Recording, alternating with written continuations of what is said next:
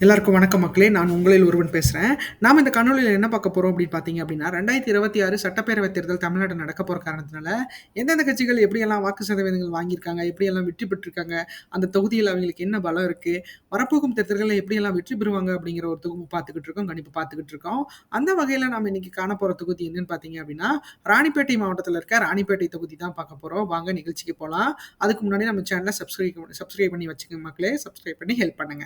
ராணிப்பேட்டை தொகுதியை பொறுத்தளவுக்கு பார்த்தீங்க அப்படின்னா 16 முறை இந்த இடத்துல எலெக்ஷன்கள் நடந்திருக்கு சுதந்திரம் பெற்றதற்கு பின். அதில் பார்த்தீங்க அப்படின்னா திமுக தான் அதிக முறை வெற்றி பெற்றிருக்காங்க. திமுக பார்த்தீங்க அப்படின்னா 1962, 1967, 1980, 1996, 2006, 2016, 2021 வாக்கில் இந்த இதில் வந்து வெற்றி பெற்றிருக்கிறாங்க அப்படிங்கிறது குறிப்பிடத்தக்கது. அடுத்து அதிமுக பார்த்தீங்க அப்படின்னா 1991, 2001, 2011 வெற்றி பெற்றிருக்கிறாங்க. அடுத்து இந்திய தேசிய காங்கிரஸ் 1952, 1957, 1984 வெற்றி பெற்றிருக்காங்க. இண்டிபெண்டன்ட் கேண்டிடேட்ஸ் பார்த்தீங்க அப்படின்னா 1967, 1971, 1989 இந்த இடத்துல வெற்றி பெற்றிருக்காங்க அப்படிங்கிறது குறிப்பிடத்தக்கது. ராணிப்பேட்டை தொகுதியில் 16 தேர்தல்களில் 7 முறை திமுகவும், 3 முறை அதிமுகவும், 3 முறை இந்திய தேசிய காங்கிரஸும், 3 முறை வந்து இண்டிபெண்டன்ட் கேண்டிடேட்டும் இந்த இடத்துல இந்த தொகுதியை கைப்பற்றியிருக்காங்க அப்படிங்கிறது குறிப்பிடத்தக்கது. அடுத்து ராணிப்பேட்டை தொகுதி சட்டமன்ற தேர்தல் நிலவரங்களை பார்ப்போம். சட்டமன்ற தேர்தல் பொறுத்தளவுக்கு பார்த்தீங்க அப்படின்னா நம்ம ரெண்டு தேர்தல்களை கடந்த 2 தேர்தல் எடுத்து பார்த்துக்கிட்டு இருக்கோம். 2016, 2021. 2016 பொறுத்தளவுக்கு பார்த்தீங்க அப்படின்னா இந்த தொகுதியில் திமுக தான் வெற்றி பெற்றிருக்காங்க. திமுக சார்பில் பார்த்தீங்க அப்படின்னா மினிஸ்டர் கைத்துறை அமைச்சராக இருக்கிற காந்தி அவர் தான் போட்டிட்டு இருக்காரு. அவர் பார்த்தீங்க அப்படின்னா 81,724 வாக்குகளும் 43.30% வாங்கி இந்த இடத்துல அவர் வெற்றி பெற்றிருக்காரு 2016 தேர்தலையும். அடுத்து பார்த்தீங்க அப்படின்னா அதிமுக சார்பில் ஏழுமலை அப்படிங்கிறவர் போட்டிட்டு 73,828 வாக்குகளும் 39.10% பெற்று இந்த இடத்துல அவங்க 2ஆம் இடத்தை பிடிச்சிருக்காங்க. அடுத்து பாட்டாளி மக்கள் கட்சி சார்பில் கே முரளி அப்படிங்கிறவர் போட்டியிட்டு 23,850 வாக்குகளும் 12.60% வாங்கி இந்த இடத்துல அவங்க 3ஆம் இடத்தை பிடிச்சிருக்காங்க.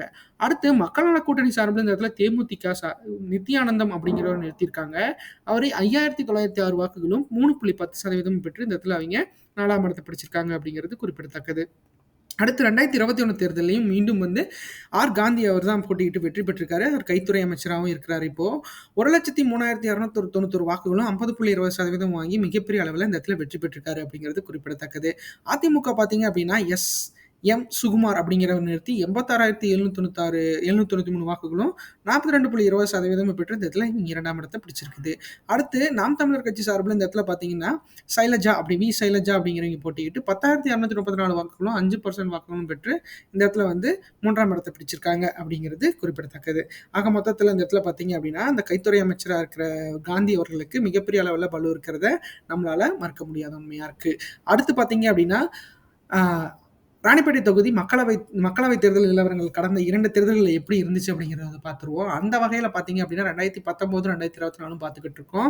2019 இந்த இடத்துல பார்த்தீங்க அப்படின்னா அரக்கோணம் தொகுதி தான் இந்த இடத்துக்கு வரும்.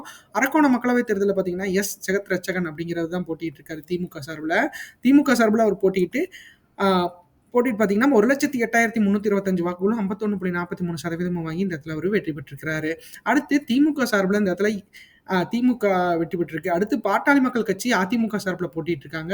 கே மூர்த்தி தான் போட்டிட்டு இருக்காரு. கே மூர்த்தி பார்த்தீங்க அப்படின்னா அவரு இந்த தொகுதியில் 61,209 வாக்குகளும் 29.06% வாங்கி இந்த இடத்துல 2ஆம் இடத்தை பிடிச்சிருக்காங்க. அடுத்து நாம் தமிழர் கட்சி சார்பில் இந்த இடத்துல பவிந்தன் அப்படிங்கிறவர் போட்டிட்டு 4,570 வாக்குகளும் 2.17% மட்டுமே பெற்று இந்த இடத்துல அவங்க 4ஆம் இடத்தை பிடிச்சிருக்காங்க. இண்டிபெண்டன்ட் கேண்டிடேட் ஒருத்தர் 3ஆம் இடத்தை பிடிச்சிருக்காரு. அடுத்து 2024 தேர்தல் கடந்த ஆண்டு நடந்த தேர்தலை பொறுத்தளவு பார்த்தீங்க அப்படின்னா இந்த தொகுதியில் திமுகவோட கை அதிகமாக வாங்கியிருக்கிறத நம்மளால பார்க்க முடியும். திமுக சார்பில் அதே ஜெகத் ரட்சகன் தான் போட்டிட்டு இருக்காரு. அவர் பார்த்தீங்கன்னா 1,03,513 வாக்குகளும் 47.13% வாங்கி இந்த இடத்துல அவர் மிகப்பெரிய வெற்றியை மறுபடியும் பெற்றிருக்காரு அப்படிங்கிறது குறிப்பிடத்தக்கது அரக்கோணம் தொகுதியில். அதுக்கு ராணிப்பேட்டை வந்து மிகப்பெரிய அளவில் பார்ட்டிசிபேட் பண்ணி கொடுத்துருக்கு. ராணிப்பேட்டையில் பார்த்தீங்க அப்படின்னா மிகப்பெரிய வாக்குகளை வந்து அவர் காந்தி அவர்கள் அமைச்சராக இருக்க காந்தி அவர்கள் வாங்கி கொடுத்துருப்பாருன்னு நினைக்கிறேன். அடுத்து அதிமுக சார்பில் இந்த இடத்துல விஜயன் அப்படிங்கிறவர் போட்டிக்கிட்டு 38,710 வாக்குகளும் 17.22% வாங்கி இந்த இடத்துல அவங்க 2ஆம் இடத்தை பிடிச்சிருக்காங்க. அடுத்து என்டிஏ சார்பில் பாட்டாளி மக்கள் கட்சிக்கு இந்த தொகுதி கொடுத்திருக்காங்க. பாலு அப்படிங்கிறவர் போட்டிக்கிட்டு 31,411 வாக்குகளும் 14.30% வாங்கி இந்த இடத்துல அவங்க 3ஆம் இடத்தை பிடிச்சிருக்காங்க அப்படிங்கிறது குறிப்பிடத்தக்கது. அடுத்து நாம் தமிழர் சார்பில் இந்த இடத்துல அஃபிஷா நர்ஜன் அப்படிங்கிறவர் போட்டியிட்டு 16,315 வாக்குகளும் 7.43% வாங்கி இந்த இடத்துல அவங்க 4ஆம் இடத்தை பிடிச்சிருக்காங்க அப்படிங்கிறது குறிப்பிடத்தக்கது. அடுத்து ராணிப்பேட்டை தொகுதி 4 தேர்தல் நிலவரங்களை பார்த்துருவோம். கடந்த 4 தேர்தல்கள் எப்படி நடந்திருக்கு அப்படிங்கிறத பார்த்துடலாம். அதாவது அதிமுக பொறுத்த மட்டும் பார்த்தீங்க அப்படின்னா 2016ல் 39.10%, 2019ல் 29.06%, 2021ல் 42.20%, 2024ல் 17.62% வாங்கி இந்த இடத்துல அவங்க ஒரு அதான் 2021 வரைக்கும் வெற்றி பெறும் நோக்கில் தான் வாக்குகள் வாங்கியிருக்காங்க. 2024ல தனிச்சு போட்டியிட்ட அதிமுகவுக்கு மிகப்பெரிய அளவில் இந்த இடத்துல சேலஞ்ச் இருக்கிறத நம்மளால மறுக்க முடியாத உண்மையா இருக்கு.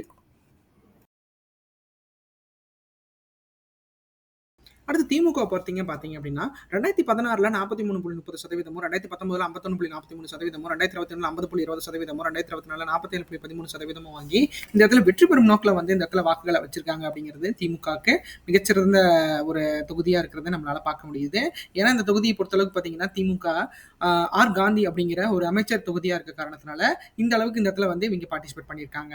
அடுத்து நாம் தமிழரை பொறுத்தளவுக்கு பார்த்தீங்க அப்படின்னா 2016 0.40%, 2019 2.17%, 2021 5%, 2024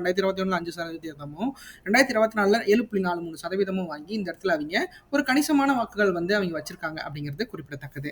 அடுத்து ராணிப்பேட்டை தொகுதி வாக்காளர்கள் நிலவரங்களை பத்தி பார்த்துருவோம். அந்த வகையில இந்த தொகுதியில 2,64,109 வாக்காளர்கள் மொத்த வாக்காளர்களா பதிவு செய்யப்பட்டிருக்காங்க.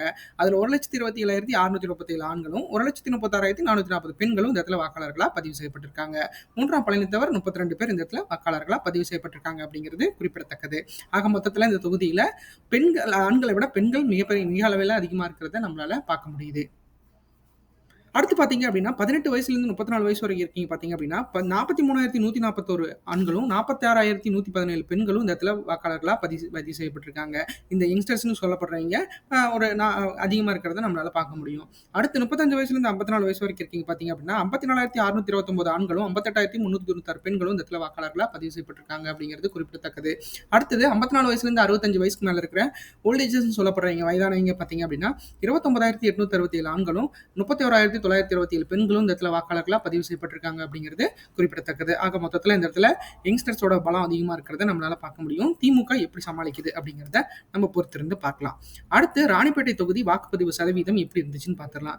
கடந்த 8 தேர்தல்கள் எடுத்து நம்ம வாக்குப்பதிவு சதவீதம் பார்த்துக்கிட்டு இருக்கோம். அதில் 1989ல் 57.40ஆகவும், 1991ல் 68.50ஆகவும், 1996ல் 70%, 2001ல் 65.10%, 2006ல் 74.10%, 2011ல் 79.40%, 2016ல் 76.60%, 2021ல் 80.90% வாக்குகள் பதிவாகி இந்த இடத்துல பார்த்தீங்க அப்படின்னா 80% மக்கள் வந்து வாக்குகளை அதாவது செலுத்துறதுக்கு தயாராக இருக்காங்க அப்படிங்கிறதுல எந்த ஒரு ஐயமும் இல்லை. இது கண்டிப்பாக 100 ஆகணும் மக்களே. அதுதான் இந்த காணொலியோட முக்கிய நோக்கம், எலெக்ஷன் கமிஷனோட முக்கிய நோக்கமும். அது கண்டிப்பாக நீங்கள் பண்ணுவீங்க நம்புறேன்.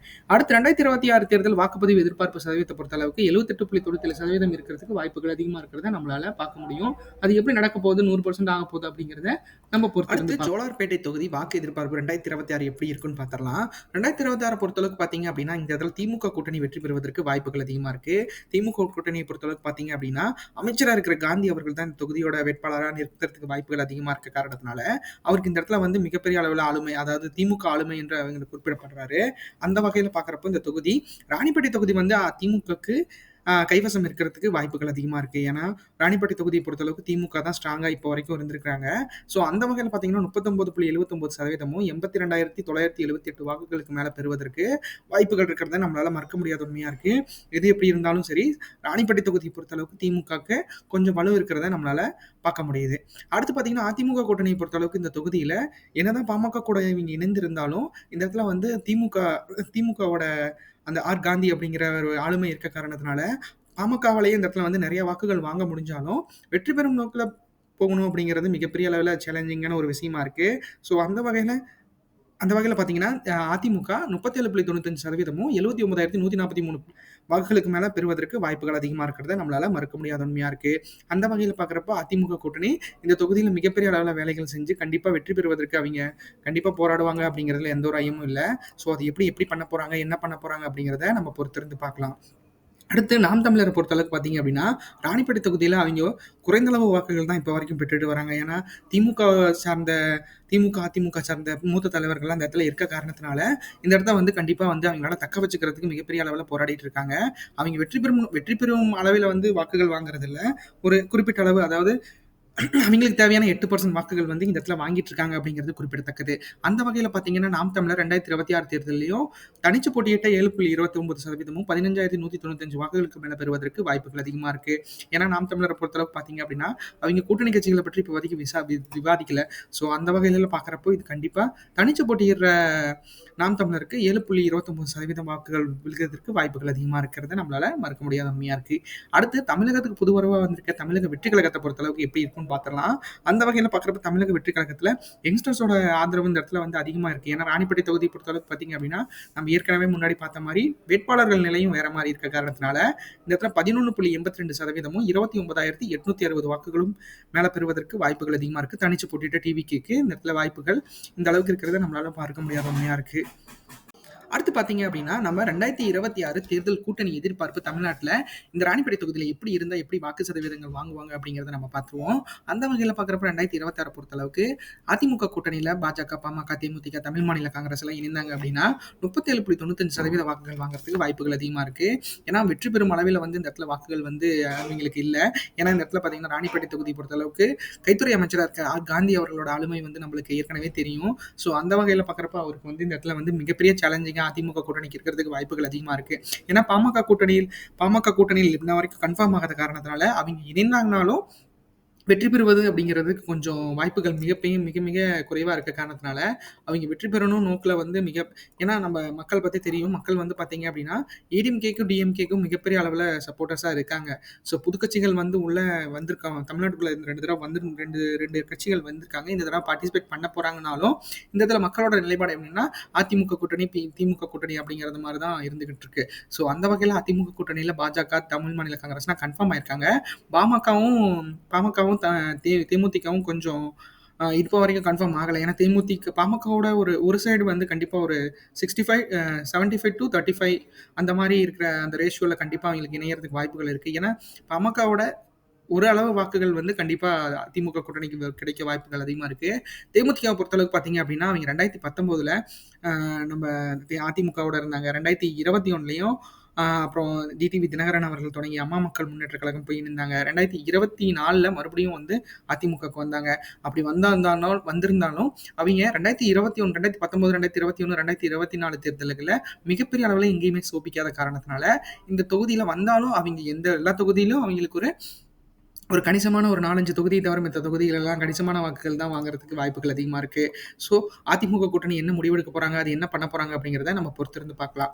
அடுத்து திமுக கூட்டணி பொறுத்தளவுக்கு பார்த்தீங்க அப்படின்னா, திமுக இந்த இடத்துல வந்து 2016லயே வந்து 2 அதாவது திமுகவும் இந்திய தேசிய காங்கிரஸும் இருந்தப்பயே அவங்க வந்து வெற்றி பெற்றிருக்காங்க. இப்போ அவங்களுக்கு கூட வந்து சிபிஐ, சிபிஎம், மக்கள் அப்புறம் விடுதலை சிறுத்தைகள் கட்சி, அப்புறம் மதிமுக போன்ற கட்சிகள்லாம் அவங்களோட இணைந்த காரணத்தினால 39.79% வந்து வாங்கி வெற்றி பெறுவதற்கு வாய்ப்புகள் அதிகமா இருக்கிறத நம்மளால மறுக்க முடியாத உண்மையா இருக்கு.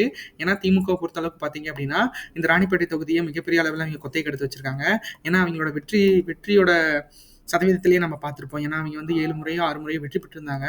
ஸோ அந்த வகையில் பார்க்குறப்போ இந்த தொகுதி மிகப்பெரிய அளவில் திமுக கூட்டணிக்கு ஒரு நல்ல ஒரு கணிசமா வெற்றி பெறும் வாக்குகள் வந்து பெறுவதற்கு வாய்ப்புகள் அதிகமா குடுத்திருக்கிறத நம்மளால மறுக்க முடியாத உண்மையா இருக்கு. அது என்ன பண்ண போறாங்க, எப்படி பண்ண போறாங்க அப்படிங்கிறத நம்ம பொறுத்திருந்து பார்க்கலாம். இப்போ வரைக்கும் கூட்டணி கட்சிகளோட சில முரண்பாடுகள் வந்து திமுகக்கு இருந்தாலும், அதை எப்படியும் அவர் வந்து மு.க.ஸ்டாலின் அவர்கள் வந்து ஒன்றிணைத்து வைத்துட்டு இருக்காரு. ஸோ அந்த இதே நிலை தொடர்ந்தாங்க அப்படின்னா, ராணிப்பேட்டை தொகுதியை கண்டிப்பா கன்ஃபார்மா அவங்க வெற்றி பெறுவதற்கு வாய்ப்புகள் அதிகமா இருக்கிறத நம்மளால மறுக்க முடியாத உண்மையா இருக்கு. அடுத்து நாம் தமிழரை பொறுத்தளவுக்கு பார்த்தீங்க அப்படின்னா, கூட்டணி பற்றி இப்போ வரைக்கும் எதுவுமே விவாதிக்காத காரணத்தினால அவங்க கண்டிப்பா இந்த இடத்துல சோலோவா பெர்ஃபார்மன்ஸ் பண்றதுக்கு வாய்ப்புகள் அதிகமா இருக்கு. 7.29% வாக்குகள் வாங்குறதுக்கு நாம் தமிழருக்கு இந்த இடத்துல வாய்ப்புகள் இருக்கிறத மறுக்க முடியாத உண்மையா இருக்கு. அது எப்படி பண்ண போறாங்க, என்ன பண்ண போறாங்க அப்படிங்கிறத நம்ம பொறுத்திருந்து பார்த்தோம்னா கண்டிப்பா நம்மளுக்கான ஆன்சர் கிடைக்க வாய்ப்புகள் அதிகமா இருக்கு. ஆனா சீமான் அவர்களை பொறுத்த அளவுக்கு பார்த்தீங்க அப்படின்னா திமுகவோட இணைவதுங்கிறது மிகப்பெரிய அளவில் வந்து அது அந்த அந்த காரியம் நடக்காது அப்படிங்கிற மாதிரி தான் அவரும் சொல்லியிருக்காரு. ஸோ அவங்களும் அந்த இது தான் பண்ணியிருக்காங்க. ஸோ அந்த வகையில் பார்க்குறப்போ இந்த இடத்துல திமுகவோட இணைகிற நாம் தமிழருக்கு வெற்றி வாய்ப்புகள் கண்டிப்பாக நிச்சயமா இருக்கு. ஏன்னா திமுக பொறுத்தளவுக்கு பார்த்தீங்க அப்படின்னா இந்த இடத்துல வந்து ஆர் காந்தி அவர்கள் இருக்காரு. ஸோ அதெல்லாம் வச்சு பார்க்குறப்ப கண்டிப்பாக அவங்க என்ன பண்ண போறாங்க அப்படிங்கிறத நம்ம பொறுத்திருந்து பார்க்கலாம். அடுத்து பார்த்தீங்க அப்படின்னா நாம் தமிழர் நம்மளுக்கு தமிழக புதுவரவாக வந்திருக்க தமிழக வெற்றி கழகத்தை பொறுத்தளவுக்கு பார்த்தீங்க அப்படின்னா இந்த தொகுதியில் 14.32% வாக்குகள் வாங்குறதுக்கு வாய்ப்புகள் அதிகமாக இருக்கு. ஏன்னா 14% வாக்குகள் அப்படிங்கிறது பார்த்தீங்க அப்படின்னா அவங்களோட 11.82% வாக்குகள் வாங்குறதுக்கு வாய்ப்புகள் அதிகமா இருக்கிறத நம்மளால பார்க்க முடியும்.